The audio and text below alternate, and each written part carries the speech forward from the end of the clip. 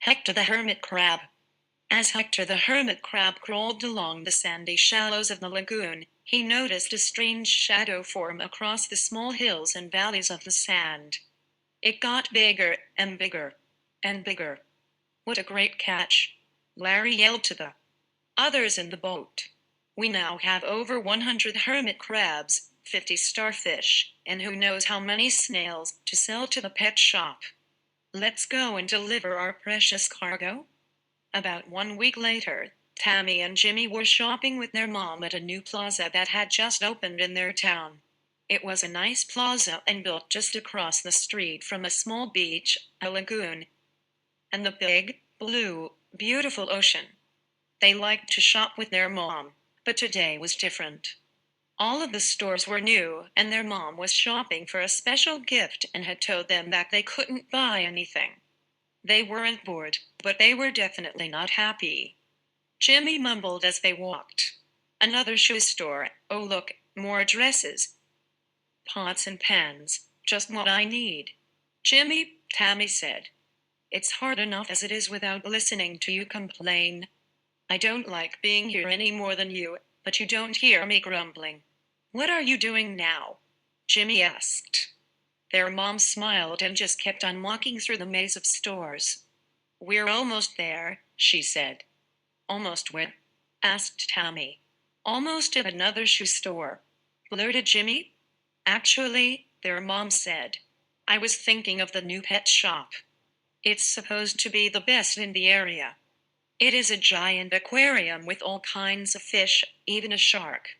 There are birds, dogs, cats, lizards, and more. It's almost like a zoo. I thought you two could spend some time there while I got that special gift." Well, this changed everything. Tammy and Jimmy were now excited and couldn't wait to get to the pet shop. As they went around the next corner, there it was, a huge door with a giant sign. The Amazing Animal Emporium. As they walked through the door, they couldn't believe their eyes. There, right in the middle of the store, was an aquarium that was bigger than any swimming pool they had ever seen. They walked around and peered into the water and saw all sorts of creatures. "Look at all the clownfish," Tammy said. "Well, they better swim fast." "Look at that shark," Jimmy replied. Oh, they were amazed. There seemed to be every type of fish and sea creature right in the middle of the store. This truly was an amazing pet shop. "Let's see what else is here," yelled Jimmy as he walked off to explore. They were amazed at the animals that were for sale, and each type of animal had its own room. The door with the sign Slithers had all sorts of snakes. The pond had frogs, toads, and giant dragonflies. Arachnoland had spiders, and Chirps had hundreds of different birds. There were rooms for cats, dogs, hogs, and more. "I wonder what's in Little Critters," Tammy said. "There's only one way to find out," Jimmy replied as they walked in together. As they looked at all the small and sometimes unusual animals, they were amazed that people had these as pets. There were mice, chipmunks, moles, starfish, snails, clams, beetles, and all things small. "Look at this," squealed Tammy. "The hermit crab." "Cool," replied Jimmy. Although the crab didn't do much, they watched with fascination as it crawled over the sand and rocks. Once in a while, it would start to come out of its shell and then quickly pop back in and cover its face with its giant claw. "He's looking for a new and bigger shell for his home," said their mom. "I'm glad I was able to find you too. This place is big." Tammy looked at the crab and said, "Bye, Hector. We'll miss you." Jimmy waved to him and turned to walk away. As the three were leaving, they heard a tapping on the glass. "I don't believe this," said their mom. "That crab is saying goodbye to you too. I guess we'll just have to buy him and have a new pet." Now the fun began. They had the salesperson get Hector and put him into a box.